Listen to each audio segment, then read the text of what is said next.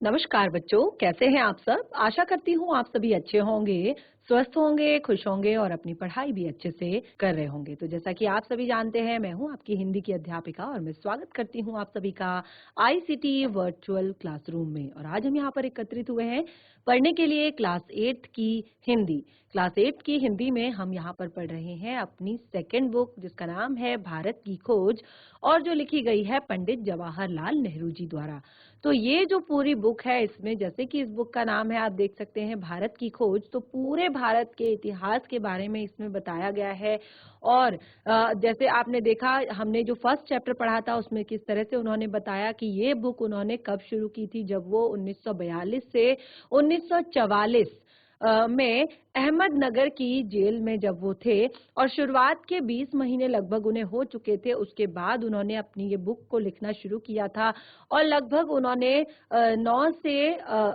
5 से 9 महीने में ये बुक उन्होंने लिखकर कंप्लीट कर दी थी और काफी सारी अच्छी बातें इसमें लिखी हैं। और जैसे कि आप यहाँ पर पढ़ रहे हैं कि इसमें भारत के संपूर्ण इतिहास के बारे में बताया गया है और भारत में जो एक तरह से नगर सभ्यता जो है शुरू हुई थी, वो कितनी ज्यादा सुव्यवस्थित थी, सुविकसित थी और किस तरह की उसमें चीजें थी, ये हमने यहाँ पर अभी तक पढ़ा है। और बहुत सारी चीजें यहाँ पर हमने पढ़ी, वेद, पुराण, उपनिषद और आपके महाकाव्य, भारत में नैतिकवाद, भौतिकवाद। और लास्ट सेशन में जो हमने पढ़ा था, वो हमने पढ़ा था महावीर और बुद्ध जी के बारे में, यानी कि जैन धर्म और बौद्ध धर्म के बारे में पढ़ा था और उनकी शिक्षा के बारे में पढ़ा था। उसके बाद हमने बुद्ध कथा को यहाँ पर डिस्कस किया था। तो आपने देखा कि जो चैप्टर है वह काफी ज्यादा लेंथी है, लेकिन उतना ही ज्यादा इंटरेस्टिंग भी है। हर रोज हमें यहाँ पर नई चीजें पढ़ने को मिल रही हैं, नई चीजें सीखने को मिल रही हैं, समझने को मिल रही हैं, क्योंकि ये हमारे भारत का इतिहास है। तो इसको जानना, इसको समझना बहुत ही ज्यादा जरूरी है हमारी इस पीढ़ी के लिए। तो चलिए चलते हैं स्मार्ट बोर्ड की तरफ, शुरू करते हैं अपने आज के सेशन को, कंटिन्यू करते हैं अपने टॉपिक को। सभी बच्चे ध्यान पूर्वक पढ़ेंगे और साथ ही समझने का प्रयास भी करेंगे। तो देखिए, हमने यहाँ पर अपने लास्ट सेशन में जो है सबसे पहले जो चीजें पढ़ी थी, वो हमने यहाँ पर लास्ट सेशन में पढ़ा था कि महावीर और बुद्ध के बारे में। और देखिए, सारनाथ का जो स्तूप है, बुद्ध ने यहाँ पर सर्वप्रथम अपना जो है उपदेश दिया था। तो ये बुद्ध की शिक्षा के बारे में हमने पढ़ा था कि उन्होंने क्या शिक्षा दी है। और तक्षशिला में बनी जो बुद्ध की प्रतिमा है, उसको भी मैंने आप लोगों को दिखाया था। और देखिए, यहाँ पर बुद्ध कथा पूरी हमने पढ़ी थी कि क्या, कौन है बुद्ध और किस तरह से उन्होंने अपनी जो है शिक्षा दी। तो देखिए, एक बार इसको रिवाइज कर लेते हैं, जिन बच्चों ने लास्ट सेशन में नहीं पढ़ा होगा वो एक बार इसको देख लेंगे, फिर आगे बढ़ेंगे। तो देखिए, हमने कहा कि बुद्ध की वह संकल्पना जिसे प्यार से भरे अनगिनत हाथों ने पत्थर, संगमरमर, कांसे में ढालकर आकार दिया और भारतीयों के जो विचार और एक तरह से विचारों की समग्र आत्मा की, या कम से कम उसके तेजस्वी पक्ष का जो ये प्रतीक है। और इसे संसार की तूफानों और संघर्षों से दूर, इतनी दूर पहुंच से परे मालूम जैसे ये होती है, जैसे उन्हें पाना असंभव हो, लेकिन हम उन्हें दोबारा देखते हैं तो उनकी आकृति जीवन शक्ति से भरी जान पड़ती है। और वो उनकी जो वाणी है, यानी कि वो जो आकृति है, उसके अलावा जो उनकी वाणी है, वो हमारे कानों में ऐसा लगता है कि धीमे स्वर में, बिल्कुल धीमे स्वर में हमसे कह रही हैं कि हमें भागना नहीं चाहिए। किससे नहीं भागना चाहिए? संघर्ष से नहीं भागना चाहिए, बल्कि शांत दृष्टि से उनका मुकाबला करना चाहिए। जीवन में विकास और प्रगति की ओर बड़े अवसरों को देखना चाहिए। तो इसके लिए भी मैंने काफी सारी चीजें आपको एक्सप्लेन की थी, यहाँ पर काफी बातें बताई थी। और देखिए, जैसे हम कहते हैं कि बुद्ध के बारे में सोचते हुए, जब हम बुद्ध के बारे में सोचते हैं, तो आज भी हम एक जीती जागती, थरथराहट पैदा करने वाली अनुभूति से गुजरते हैं। उस राष्ट्र और जाति के पास निश्चय ही समझदारी और आंतरिक शक्ति की गहरी संचित निधि होगी, जो ऐसे भव्य आदर्श को जन्म देती है। तो यहाँ पर देखिए, हमारे भारत राष्ट्र के बारे में बात की है। यहाँ पर कहा है कि उस राष्ट्र और जाति के पास निश्चय ही ऐसी समझदारी और आंतरिक शक्ति की गहरी संचित निधि होगी जो ऐसे भव्य आदर्श को जन्म दे सकती है। यहाँ पर किसके लिए कहा है? ये बुद्ध के लिए कहा है कि जिसने ऐसे भव्य आदर्श को जो है जन्म दिया है। अब आगे बढ़ते हैं। देखिए, जो चीजें हम यहाँ पर लास्ट सेशन में पढ़ने वाले थे, मैंने आपको बताया था कि इसको आप घर से एक बार रिवाइज करके आए, क्योंकि कोई भी चीज जो है जब हम पढ़ते हैं, अगर हमने वो घर पर एक बार रिवाइज करा है, उसके बारे में अगर हमने कभी सुना है, तो फिर वो हमें अच्छे से समझ आ जाती है। तो देखिए, हम यहाँ पर पढ़ने जा रहे थे चंद्रगुप्त और चाणक्य के बारे में, और मौर्य साम्राज्य किस तरह से स्थापित हुआ, मौर्य साम्राज्य की स्थापना के बारे में। देखिए, हमने इस पूरे चैप्टर में आर्यों का आना और उसके बाद बहुत सारी चीजें यहाँ पर उनके बारे में पढ़ी है। तो देखिए, भारत में, अब देखिए यहाँ पर हम मौर्य साम्राज्य की स्थापना की बात कर रहे हैं, तो भारत में बुद्ध धर्म का प्रचार प्रसार धीरे धीरे हुआ। जो बौद्ध धर्म था, धीरे धीरे क्या हो रहा था, उसका प्रचार प्रसार हो रहा था। और मूल रूप से यह एक क्षत्रिय आंदोलन था और शासक वर्गों तथा पुरोहितों के बीच संघर्ष का प्रतिनिधित्व करता था। ये जो बौद्ध धर्म था, ये मूलतः एक क्षत्रिय आंदोलन था और ये शासक वर्ग तथा पुरोहितों के बीच के संघर्ष का प्रतिनिधित्व करता था। तो यहाँ पर देखिए बताया है कि किस तरह से पश्चिमोत्तर प्रदेश पर सिकंदर के आक्रमण से इस विकास को आगे बढ़ने में विशेष मदद मिली। जो पश्चिमोत्तर प्रदेश है, वहां पर जब सिकंदर ने आक्रमण किया, तो एक तरह से इस आक्रमण से यहाँ के विकास को बढ़ने में काफी मदद मिली।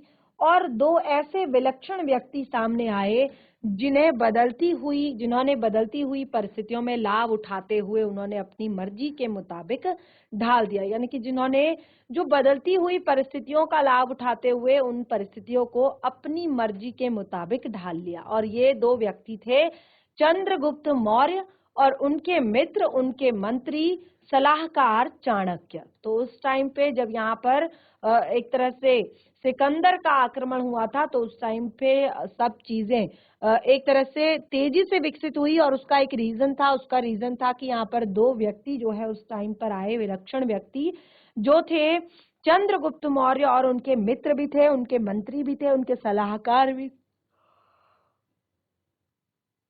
थे, वो थे चाणक्य। इन दोनों का मेल बहुत कारागार साबित हुआ। चंद्रगुप्त और चाणक्य का जो मेल था वो बहुत ही कारागार साबित हुआ। दोनों ही मगध के उस शक्तिशाली नंद साम्राज्य से निकाल दिए गए थे। दोनों क्या थे? दोनों ही मगध के उस शक्तिशाली नंद साम्राज्य से निकाल दिए गए थे, जिसकी राजधानी पाटलिपुत्र, जो कि आधुनिक पटना में थी। दोनों पश्चिमोत्तर प्रदेश में तक्षशिला गए और उन यूनानियों के संपर्क में आए जिन्हें सिकंदर ने वहां नियुक्त किया था। तो देखिए, जो ये दोनों थे चंद्रगुप्त मौर्य और चाणक्य, ये दोनों जो है पाटलिपुत्र गए और वहां पश्चिमोत्तर तक्षशिला गए और वहां पर कुछ यूनानियों के संपर्क में आए। और देखिए, यूनानियों के संपर्क में आने के बाद यहाँ पर देखिए उनकी जो भेंट है,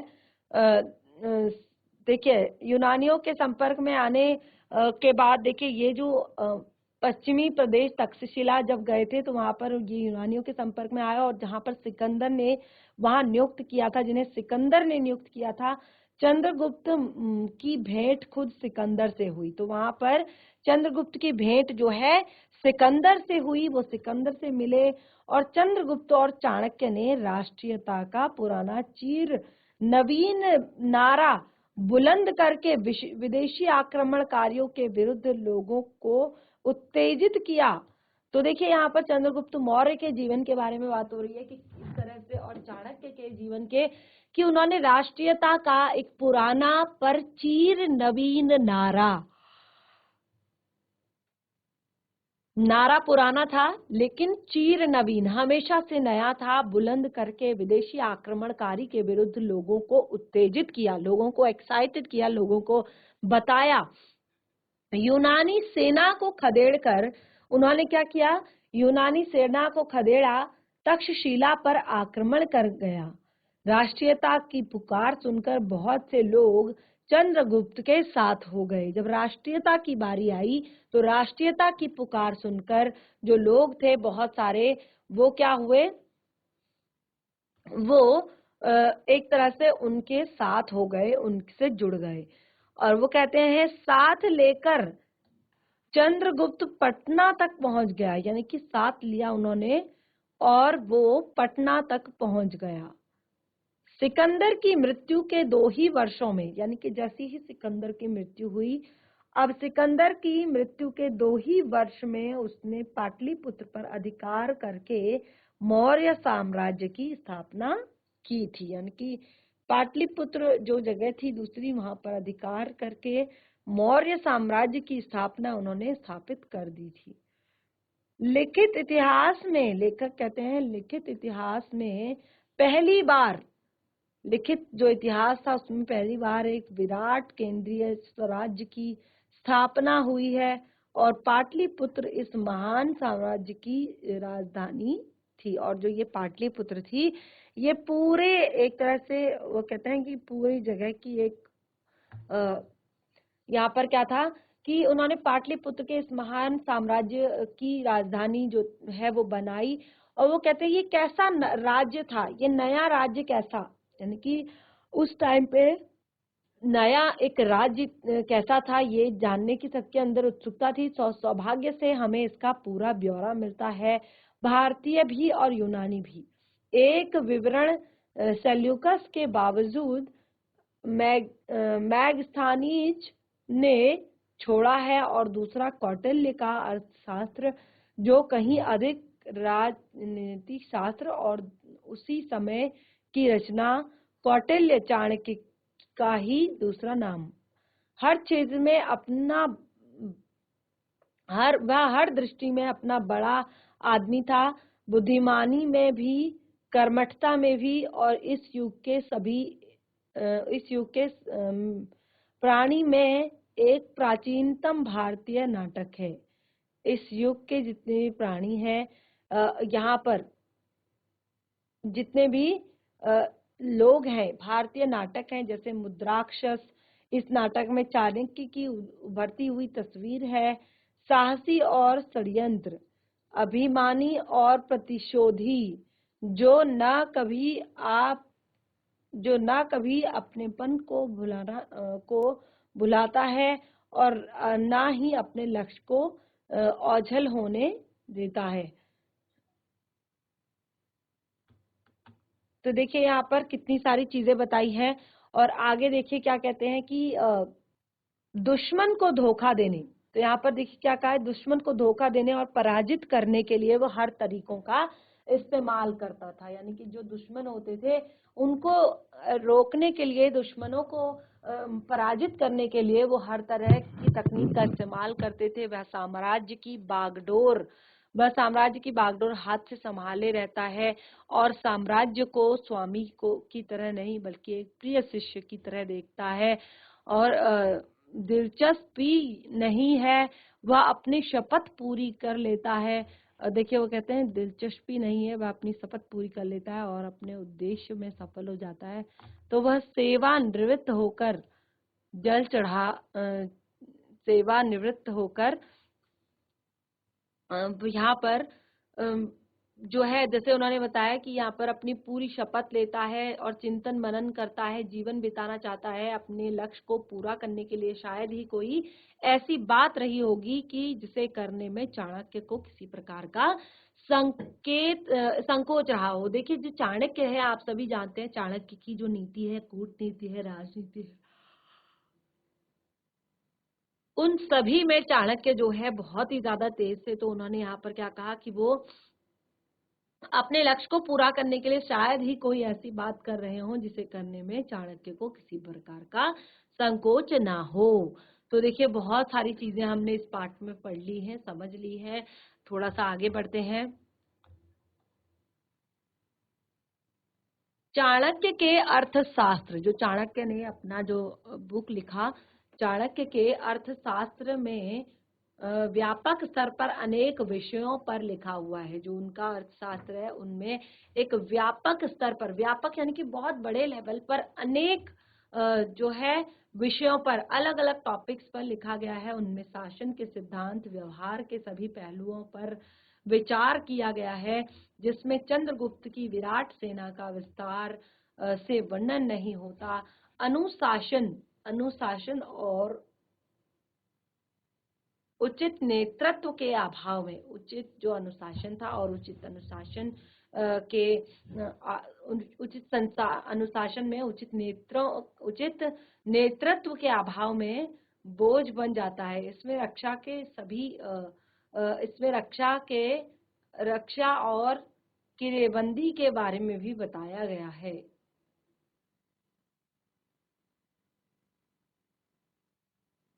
आगे देखिए बताया यहाँ पर, पुस्तक में चर्चित अन्य विषयों में व्यापार, जो पुस्तक है ना यहाँ पर चाणक्य के अर्थशास्त्र की, तो उसमें उन्होंने बहुत सारी चीजों के विषय में बताया है। और वो कहते हैं कि अन्य विषयों में उन्होंने व्यापार के बारे में, वाणिज्य के बारे में, कानून के बारे में, न्यायालय के बारे में, नगर व्यवस्था के बारे में, समाज, रीति रिवाज, विवाह और तलाक, स्त्रियों के अधिकार, कर और लगान, कृषि और कारखानों को चलाना, दस्तकारी, मंडियां, बागवानी उद्योग, सिलाई और जमार्ग, जहाज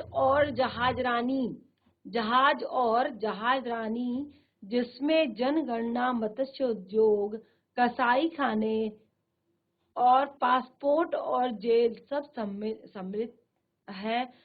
तो यहाँ पर क्या कहा है कि इसमें पासपोर्ट और जेल जो है सब सम्मिलित है। इसमें विधवा विवाह को मान्यता दी, यानी कि यहाँ पर उन्होंने क्या किया, इसमें अपनी जो यहाँ पर उन्होंने व्रत जिस तरह से खोला, तो वो कहते हैं उन्होंने जो है विधवा विवाह में कसाई खाने, जहाज और जहाजरानी, निगमे, जनगणना, इन सभी चीजों के बाद यहाँ पर देखिए पासपोर्ट और जेल जब तक शामिल है, इसमें विधवा विवाह को मान्यता दे दी जाएगी। और विशेष परिस्थितियों में तलाक को भी अपने स्वाभाविक राज्याभिषेक के समय राजा को इस बात की शपथ लेनी पड़ेगी कि वह प्रजा की सेवा करेगा। उसका सुख प्रजा का सुख है, उसकी खुशहाली प्रजा की खुशहाली है, उसे नहीं जो उसे खुद को चाहिए या लगे। यदि राजा उत्साही होता है, यानी कि यदि कोई राजा जो है उत्साही होगा, तो क्या होगा, उत्साही होगा तो वह प्रजा समान रूप से उत्साही होगी, यानी कि जो उनकी प्रजा है, जो उनकी लोग हैं, वो समान रूप से उत्साही होंगे। जो सार्वजनिक काम की मर्जी के मोहताज नहीं होते, जो राजा की मर्जी के मोहताज नहीं होते, यानी कि राजा की मर्जी को नहीं पहचानते, वो कहते वे खुद हमेशा इसके लिए तैयार रहना चाहते हैं कि यदि कोई आज्ञा अनिति करता तो कोई राजा अगर अनीति करता तो उसकी प्रजा को अधिकार है कि उसे हटाकर किसी दूसरे की जगह बैठ जाए। तो देखिए यहाँ पर बहुत सारी चीजें देखिए इस पाठ के बारे में बताई है, बहुत सारी चीजों इसमें डिस्कस की है। तो आपने अभी तक यहाँ पर देखा कि हमने जो सबसे पहले यहाँ पर दो चीजों के बारे में हमने पढ़ा था कि जिस तरह से चंद्रगुप्त और चाणक्य जो है उन्होंने एक कुशल जो है नीति बनाई, राज्य करने की सफल नीति जो है बनाई। तो देखिए ये सारी चीजें हमने यहाँ पर क्लियर कर दी हैं। अब हमारा जो आगे का टॉपिक है वो है हमारा अशोक। तो देखिए ईशा पूर्व, अब देखिए अशोक की जो लाट है, अशोक के बारे में सभी जानते हैं ना किस तरह का होता है पिक्चर, हैंड रेज करके बताएंगे केवल, आप सभी को पता है ना किस तरह का होता है पिक्चर। चलिए कोई बात नहीं। तो अशोक के बारे में हम यहाँ पर पढ़ते हैं। अशोक जो जिनका जो जन्म हुआ वो एक तरह से 283 83 173 ईसा पूर्व में अशोक इस महान साम्राज्य का उत्तराधिकारी हुआ। पहले इससे पहले वह पश्चिमोत्तर, ठीक है, इससे पहले वह पश्चिमोत्तर प्रदेश का शासक रह चुका था, जिसकी राजधानी विश्वविद्यालय की नगरी तक्षशिला थी। उस समय साम्राज्य के भीतर भारत का एक तरह से बहुत बड़ा भाग आ गया था, यानी कि जिस टाइम पे यहाँ पे आप देखेंगे कि यहाँ पर बताया है कि इस साम्राज्य का जो उत्तराधिकारी है वो अशोक ने कहा कि मैं हूं, लेकिन उन्होंने इससे पहले वह पश्चिमोत्तर प्रदेश का शासक भी रह चुका था। उसकी राजधानी विश्वविद्यालय सब जो है यहाँ पर हमने इस तरह से एक तरह से यहाँ पर आपको क्लियर किया कि उस समय जो साम्राज्य हुआ करते थे, कोई भी राज्य जो कोई भी रास्ता है वो नहीं क्लियर होता था। तो इस तरह से भारत में बहुत बड़ा भाग एक आ गया और उनके विस्तार पर मध्य एशिया तक हो चुका था, यानी कि उनका जो विस्तार है, जिस तरह से उनके विस्तार के बारे में बातें बताई गई हैं, तो ऐसा लगता है कि उनका जो एरिया विस्तार है वो काफी ज्यादा है। और अभी एक तरह से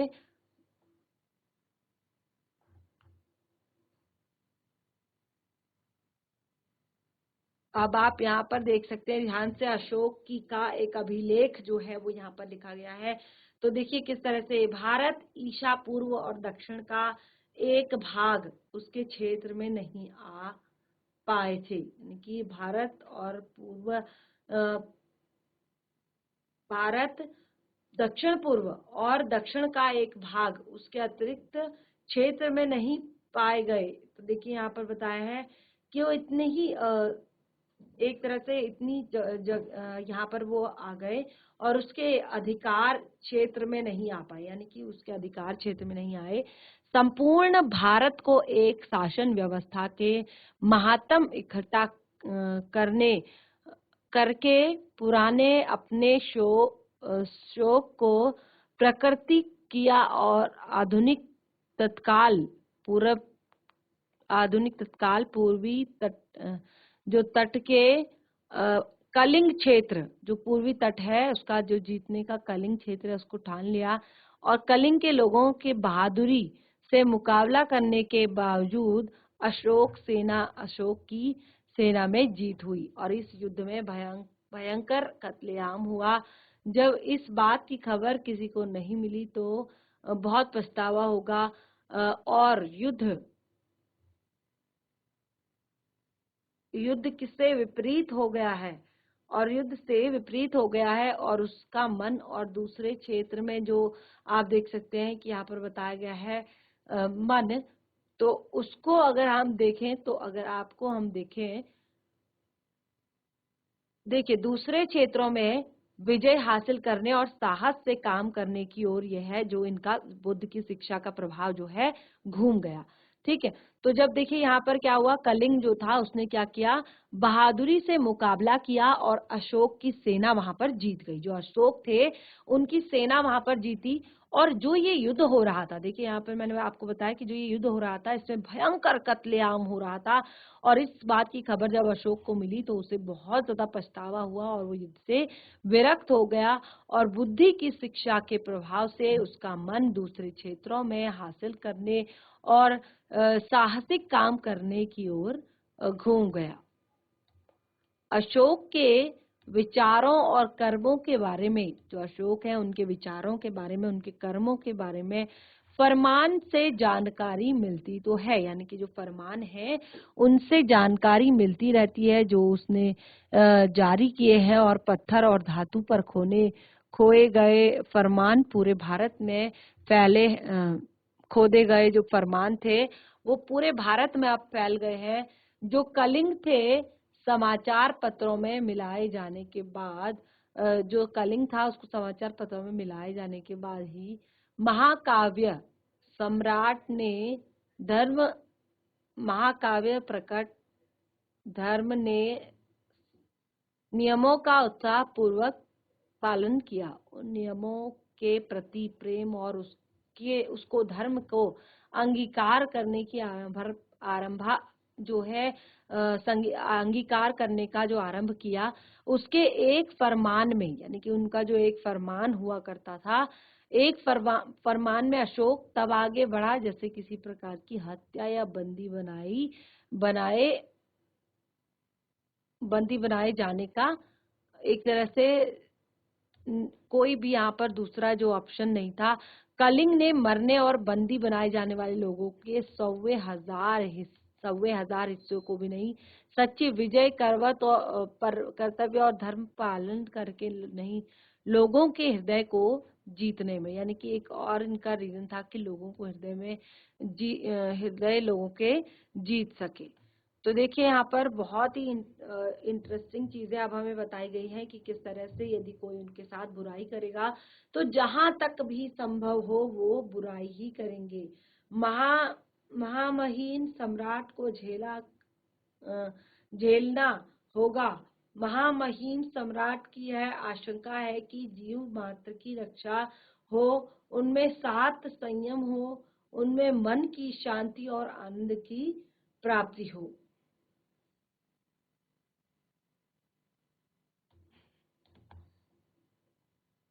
तो देखिए यहाँ पर हमने बताया कि इस अद्भुत शासक ने, क्योंकि बहुत ही अच्छा इनका शासन काल था, तो इस अद्भुत शासक ने, जिसे आज भी भारत और एशिया के बहुत सारे लोग प्यार से याद करते हैं, अपने आप को बुद्ध की शिक्षा प्रचार में, नेकी में और सद्भाव में काम तथा प्रजा के लिए कुछ सार्वजनिक कार्यों के प्रति समर्पित कर दिया जाता है। उसने ऐलान कर दिया कि वो इसके लिए हमेशा तैयार है, हर स्थिति में, हर स्थान पर और हर समय सरकारी कर्मचारी जनता के कार्यों के बारे में और उससे बराबर जो है सूचना देते रहें, चाहे जिस समय भी वह वहां पहुंचे, लोक हित के लिए अवश्य काम कर ले। खुद को भी कट्टर बौद्ध होने पर भी उसे दूसरे धर्मों के को बराबर एक तरह से समझने और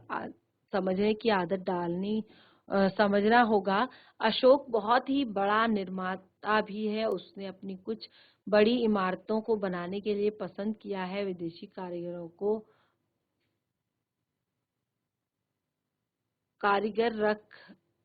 कारीगरों को रख छोड़ा था। यह नतीजा एक जगह इकट्ठा बने जो स्तंभ होते हैं, उनके स्तंभों के डिजाइन से निकाला गया है और जो कि पर्सिपोलिस की याद दिलाते हैं। लेकिन इस शुरू की मूर्ति कला और दूसरे अवशेषों में भी भारतीय कला परंपरा की विशेषता दिखाई देती है। अब आप देख सकते हैं यहाँ पर एक चित्र जो है दिखाया गया है, तो उस चित्र में किस तरह से ये सारी चीजें बताई गई हैं।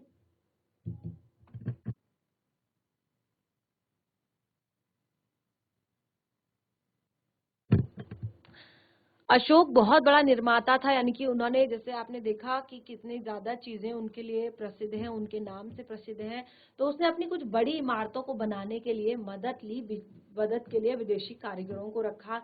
जैसे इकट्ठे बने स्तंभों के डिजाइन निकाले और पारसी पोलस की याद दिलाते हैं। लेकिन इस शुरू की मूर्तिकला और दूसरे मूर्तिकला में भारतीय परंपरा की जो कला है, विशेषता है, वो दिखाई पड़ती है। देखिए यहाँ पर हम आगे बढ़ते हैं कि किस तरह से 41 साल तक अनवरत शासन करने के बाद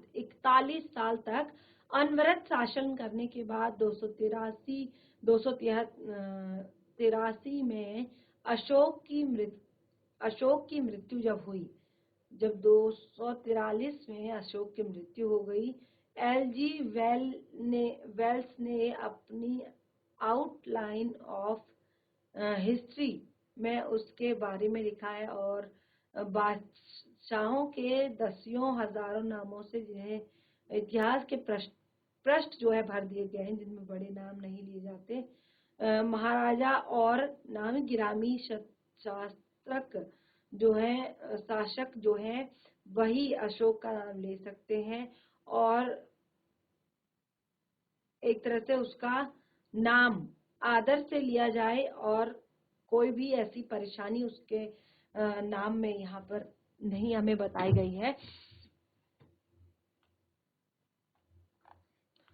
तो देखिए काफी सारी चीजें हमने यहाँ पर पढ़ ली है इस चैप्टर में, बहुत अच्छे से हमने इसको समझा। तो जैसे हमने यहाँ पर बताया कि 41 साल तक अनवरत शासन, अनवरत मतलब होता है लगातार, ठीक है, शासन करने के बाद ईसा पूर्व 223 में उस अशोक की मृत्यु हो गई। केवल H.G. वेल्स ने अपनी आउटलाइन ऑफ हिस्ट्री में उसके इतिहास को लिखा है, और बादशाहों की दासियों के नाम में भी जिनके इतिहास के भरे हुए पन्ने हैं, जिनमें बड़े बड़े राजा हैं, महाराजे हैं, शहनाद है और नामी गिरामी शासक हैं, और अशोक का नाम अकेला सितारों की तरह चमक रहा है।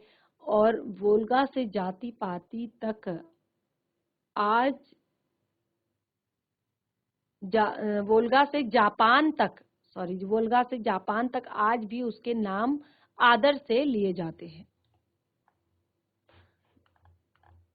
चैप्टर देखिए हमारा कंप्लीट हो चुका है, और हमने अपने लास्ट सेशन से लेकर अभी तक काफी कुछ सारी महत्वपूर्ण बातें इस पार्ट से पढ़ी, काफी सारी चीजें महत्वपूर्ण जो है वो इस पार्ट में पढ़ी। तो सबसे पहले देखिए हमने यहाँ पर क्या पढ़ा, सबसे पहले हमने यहाँ पर पढ़ा कि किस तरह से जो सिंधु घाटी की सभ्यता थी वो बहुत ही ज्यादा सुव्यवस्थित थी, सुविकसित थी, और हम सोच भी नहीं सकते कि कोई जो परंपरा है वो इतने सालों तक कैसे बनी रह सकती है। उसके बाद आपने देखा वेदों के बारे में, पुराण के बारे में, इतिहास के बारे में, उपनिषद के बारे में, ये सारी चीजें, ये सारी की सारी चीजें जो है यहाँ पर हमने पढ़ ली है, और बहुत ही ज्यादा महत्वपूर्ण है सारे टॉपिक्स, ठीक है। उसके बाद यहाँ पर देखिए हमने किस तरह से पढ़ा, बाकी चीजें जो हमने पढ़ी, जातकों के वर्णनों से एक खास तरह का विश्वास उभर आ जाता है, या विशेष दस्तकारी से जुड़े लोगों की अलग बस्तियों और गांव की स्थापना की। इस तरह एक गांव बढ़ गयो का एक बढ़ गयो का था, बढ़इयों का था, इस तरह का एक गांव बढ़इयों का था, एक गांव लाहौरों का था। और जैसे यहाँ पर बताया कि जो ये वर्ण व्यवस्था जो है यहाँ पर इस तरह से शुरू हुई कि पेशे वाले गांव थे। ये देखिए ये बहुत ही महत्वपूर्ण चीज हमने पढ़ी थी कि जैसे ये खास पेशेवर लोग जो थे, जो आज भी देखिए आमतौर पर शहरों के पास ये बसाते थे, और ये क्या करते थे, इनका जो उत्पादन होता था, ये अपने उत्पादन को, इनकी खपत होती रहती थी, और एक तरह से बदले में ये क्या करते थे, शहर से, क्योंकि जरूरी नहीं कि जो चीज ये बना रहे हैं ये केवल उसी से अपना परिवार पालन पोषण कर सके, तो ये क्या करते थे, अपनी चीजों को शहर के पास लगाते थे, जो जिन चीजों की इन्हें जरूरत होती थी ये वहां से खरीद लेते थे, और बाकी अपना जो चीजें हैं वो वहां पर बेच दिया करते थे। तो इस तरह से हमने प्राचीन भारत और जीवन और उसके कर्मों के बारे में बताया। उसके बाद देखिए हमने उससे पहले यहाँ पर क्या क्या पढ़ा था, हमने यहाँ पर महाकाव्यों को पढ़ा था, जिसमें हमने महाभारत, भगवत गीता, रामचरितमानस के विषय में पढ़ा था। उसके बाद देखिए आप देखेंगे, उसके बाद हमने यहाँ पर जो शुरू किया था वो था भारत के महाकाव्य, इतिहास, परंपरा और मिथक, और पूरे भारत के व्यक्तिवादी दर्शन और व्यक्तिवादी दर्शन के लाभ और हानियां, ये लगभग सारी चीजें हमने बहुत अच्छे से पढ़ ली थी, अच्छे से समझ ली थी, क्योंकि लगभग चैप्टर जो है काफी अच्छे से आप लोगों को समझ आ चुका है, और आप सभी ने बहुत अच्छे से पढ़ भी लिया है। तो आज आप जिन बच्चों ने कुछ चीजें छूटी हुई हैं उनकी इस चैप्टर से, वो इस पार्ट को घर पर जाकर एक बार पूरा का पूरा अच्छे से रिवाइज करें, अच्छे से समझने का प्रयास करें। इस पूरे चैप्टर में यदि कोई भी डाउट हो, कोई भी दिक्कत, कोई भी परेशानी हो तो जरूर क्लियर करें। बाकी हम मिलेंगे अपने नेक्स्ट सेशन में एक नए पार्ट के साथ। तब तक के लिए धन्यवाद। आपका दिन शुभ हो।